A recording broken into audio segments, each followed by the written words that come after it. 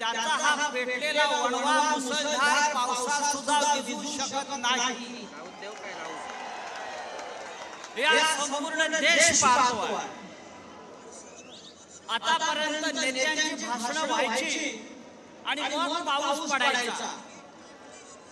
या इथे पाऊस वादळ असताना सुद्धा हा मेळावा आपण करतो आहोत आणि हजारोच्या संख्येने आपण इथे जमलेला आहोत।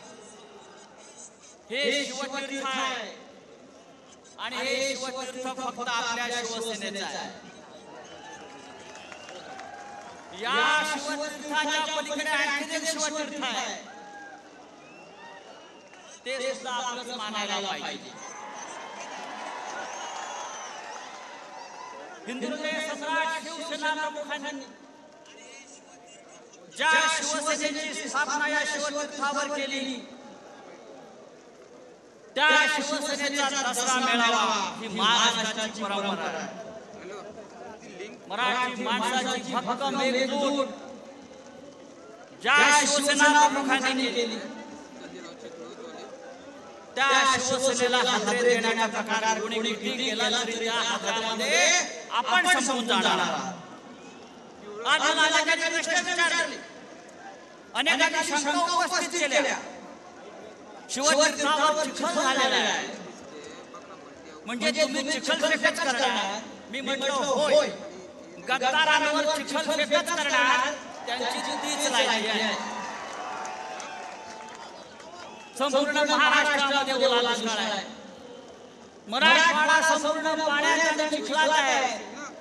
8 दिवस शेतकरी चिखलात आहे। आपण 2 तास पाण्यात आणि चिखलात हा सभा घेतली तर आपल्याला वाईट वाटण्याचं कारण नाही। महाराष्ट्रात ओला दुष्काळ असेल तर हा आमचा ओला दसरा मेळावा आहे। मित्रांनो, रावणाचा आज अंत करायचा। नेहमी रावणाचं दहन होतं, आता या पावसामध्ये रावणाचं दहन कसं करायचं? रावणाला जाळायचं की रावणाला बुडवायचं हा विचार करावा लागेल।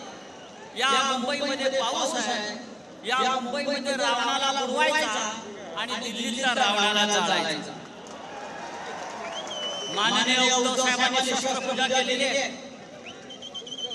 शस्त्रपूजा करण्याचा अधिकार हा माननीय हिंदुत्व सम्राट बाळासाहेब ठाकरे यांच्या शिवसेनेचा आहे।